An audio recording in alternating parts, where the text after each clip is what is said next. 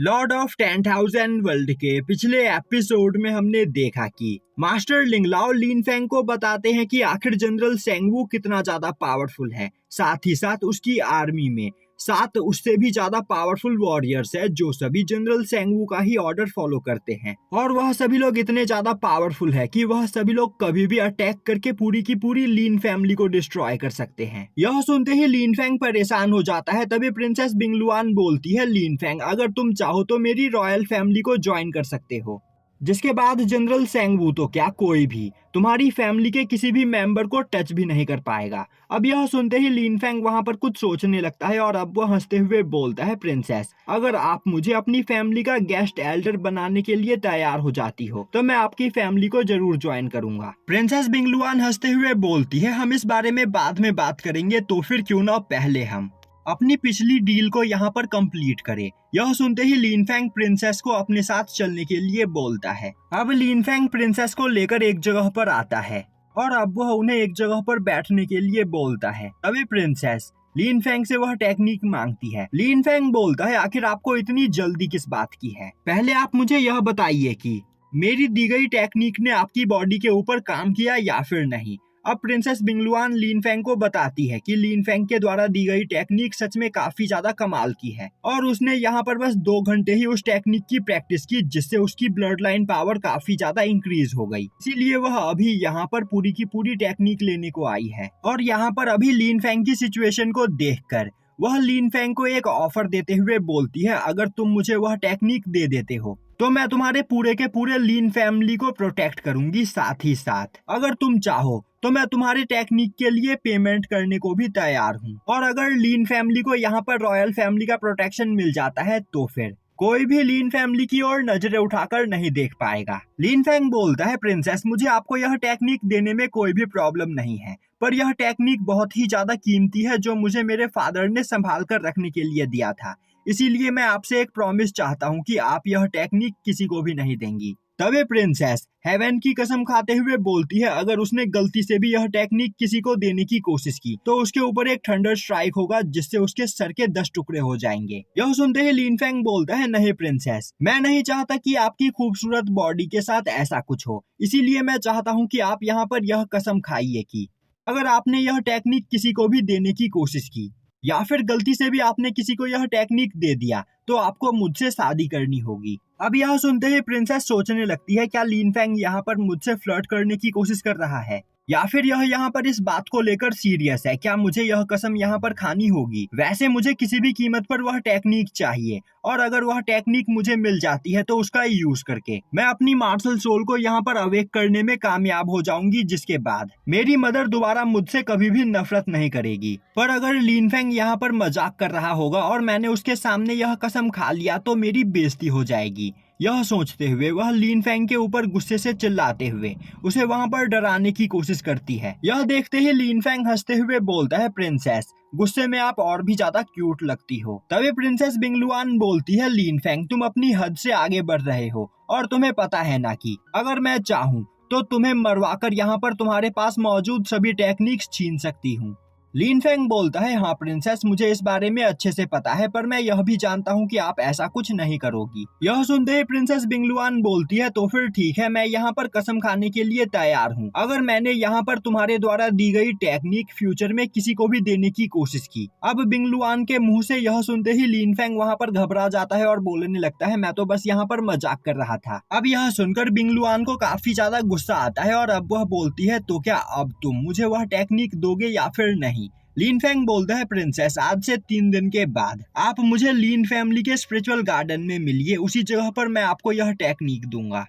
अब scene shift होता है और हमें दिखाया जाता है कि रात में लिन फेंग एक जगह पर बैठा कल्टीवेशन कर रहा होता है, पर अब वह ड्रैगन आई के अंदर जाकर और भी स्पिरिचुअल टेक्निक्स को हासिल नहीं कर पा रहा होता है, जो देखकर उसे कुछ भी समझ में नहीं आता है। तभी सिस्टम लिन फेंग के पास आते हुए उसे बताती है कि ड्रैगन आई की पावर को कंट्रोल करने के लिए लिन फेंग को यहाँ पर ड्रैगन क्यू आई की जरूरत है। और अब अपनी बॉडी के अंदर ड्रैगन एसेंस को एब्जॉर्ब करने के बाद ही लीन फैंग दोबारा से ड्रैगन आई के अंदर जाकर वहां पर मौजूद स्पिरिचुअल टेक्निक को हासिल कर सकता है। साथ ही साथ इस ड्रैगन आई की पावर को कंट्रोल करने में लीन फैंग की काफी ज्यादा सोल एनर्जी खर्च हो रही है, इसीलिए ड्रैगन आई की पावर को कंट्रोल करने के लिए लीन फैंग को अपनी सोल एनर्जी को भी बढ़ाना पड़ेगा। यह सुनते ही लीन फैंग परेशान होते हुए बोलता है, यह तुम क्या बोल रही हो? कुछ ही दिनों में जनरल सेंगवू मेरे लीन फैमिली के ऊपर अटैक करने के लिए पहुंच जाएगा, और अगर तब तक मैं कुछ और पावरफुल टेक्निक्स को सीखकर अपनी पावर को नहीं बढ़ा पाया तो जनरल सेंगवू मेरी पूरी फैमिली को डिस्ट्रॉय कर देगा। तभी सिस्टम लीन फैंग को सोल नरिशिंग पिल के बारे में बताती है, जिन्हें बनाकर खाने के बाद लीन फैंग की सोल एनर्जी यहाँ पर धीरे धीरे रिकवर हो सकती है। तो बस उसे यहाँ पर सोल नरिशिंग पिल बनाने के लिए मटेरियल्स इकट्ठा करने की जरूरत है। तभी लीन फैंग वान सान के द्वारा दिए गए स्पिरिचुअल हर्ब के बॉक्स को देखता है तो उसके अंदर वह सभी मटेरियल्स मौजूद होते हैं जिसका यूज करके वह सोल नरिशिंग पिल बना सकता है। यह देखते ही सिस्टम खुश होते हुए बोलती है, मास्टर इन सभी हर्ब का यूज करके आप कई सारी पिल्स बना सकते हो, जिनका यूज करके आपकी सोल एनर्जी काफी ज्यादा बढ़ जाएगी। तो बस आपको यहाँ पर एक फर्नेस की जरूरत है। और अब वह लीन फैंग को वहाँ पर सोल नरिशिंग पिल बनाने की टेक्निक देती है। तभी लीन फैंग को याद आता है कि उसके फादर ने बचपन में उसे एक फर्नेस दिया था, पर उसे यह नहीं पता है कि आखिर वह फर्नेस किस लेवल का है और क्या वह उस फर्नेस के अंदर सोल नरिशिंग पिल बना भी सकता है या फिर नहीं। यह बोलते हुए वह जैसे ही उस फर्नेस को बाहर निकालता है, सिस्टम उसे बताती है कि वह एक haven level 6th grade furnace है, जिसका यूज करके लीन फैंग काफी पावरफुल मेडिसिन बना सकता है। अब यह सुनकर लीन फैंग काफी ज्यादा खुश होता है और अब वह उन सभी हर्ब को उस फर्नेस के अंदर डालकर सोल नरिशिंग पिल बनाने लगता है। अब सीन शिफ्ट होता है और हमें दिखाया जाता है कि एक दिन के बाद लीन फैंग अपने लीन फैमिली की एक मीटिंग बुलाता है, और अब वहाँ पर सभी लोग यह सोचकर परेशान होते हैं कि आखिर लीन फैंग यहाँ पर आज क्या करने वाला है। तभी सभी लोग देखते हैं कि लीन फैंग अपने एक अंकल लिंटियान गांग के साथ खड़ा होता है, और अब सभी लोगों के वहाँ पर पहुंच जाने के बाद लीन फैंग अनाउंस करते हुए बोलता है कि मैं लीन फैंग अपने सेकंड अंकल लिंटियान गांग को कुछ दिनों के लिए हमारी लीन फैमिली का टेम्पररी लीडर बनाता हूँ। यह सुनते ही सभी लोग हैरान हो जाते हैं और इस बारे में बात करने लगते हैं। तभी लीन फैंग बोलता है, क्या किसी को यहाँ पर इससे कोई प्रॉब्लम है? तभी एक पर्सन आगे बढ़ते हुए बोलता है, हाँ मुझे इससे प्रॉब्लम है। लीन फैंग तुम लिन सेंग चैंग के बेटे हो जिसने हमारी इस लीन फैमिली की स्थापना की है, साथ ही साथ तुमने जिया फैमिली के 6 एल्डर और मास्टर को फाइट में हराया है। तो अगर तुम हमारी लीन फैमिली के नए लीडर बनकर हम पर रूल करते हो तो हमें इससे कोई भी प्रॉब्लम नहीं है, पर लिंटियान हमारे सेक्ट का लीडर बने यह मुझे बिल्कुल भी मंजूर नहीं। मैं मानता हूँ कि तुम यहाँ पर किसी काम से बाहर जा रहे हो, इसीलिए तुम्हें किसी को लीन फैमिली का टेम्पररी लीडर बनाना है, पर लिंटियान ही क्यों? मैं लिंटाई लिंटियान से बहुत ही ज्यादा पावरफुल हूँ। लिंटियान अभी स्पिरिचुअल मार्शल रैलम के 5th लेवल पर है, जबकि मैं स्पिरिचुअल मार्शल रैलम के 6th लेवल पर हूँ। साथ ही साथ मेरी मार्शल सोल भी लिंटियान से बहुत ही ज्यादा पावरफुल है। तो तुम्हारी गैर मौजूदगी में लीन फैमिली का इंचार्ज मुझे बनना चाहिए, ना कि लिंटियान को। और क्या तुम्हें सच में लगता है कि सेक्ट का कोई भी पर्सन इस कमजोर लिंटियान की बात सुनेगा? तभी लीन फैंग बोलता है, अंकल लिंटाई मैं आपकी काफी ज्यादा रिस्पेक्ट करता हूँ और मानता हूँ कि आप बहुत ही ज्यादा पावरफुल हो, पर क्या आपको सच में लगता है कि आप अंकल लिंटियान को फाइट में हरा सकते हो? तभी लिंटाई बोलता है, लीन फैंग अगर तुम्हें मेरी बात पर यकीन नहीं तो मैं अभी यहाँ पर लिंटियान को फाइट के लिए चैलेंज करता हूँ। यह सुनते ही लीन फैंग बोलता है, ठीक है, अगर आपने अंकल लिंटियान को फाइट में हरा दिया तो मैं लीन फैमिली का टेम्पररी लीडर आपको बना दूंगा। यह सुनकर लिंटाई काफी ज्यादा खुश होता है और अब वह लिंटियान की ओर देखते हुए बोलता है, ब्रदर लिंटियान क्या तुम्हें मेरा चैलेंज एक्सेप्ट है? अब लिंटियान हिचकिचाते हुए उसके चैलेंज को एक्सेप्ट कर लेता है, जिसके बाद वह दोनों फाइट करने के लिए एक अरीना ग्राउंड में आते हैं। वहीं पर आसपास खड़े सभी लोग लिंटाई को चीयर कर रहे होते हैं, क्योंकि लिंटाई लिंटियान से काफी ज्यादा पावरफुल होता है, इसीलिए सभी लोग यह चाह रहे होते हैं कि लिंटाई ही इस फाइट में जीतकर लीन फैमिली का टेम्पररी लीडर बने। तभी लीन फैंग फाइट को स्टार्ट करता है और उसी वक्त लिंटाई अपने फ्लेम एप मार्शल सोल को बाहर निकालता है।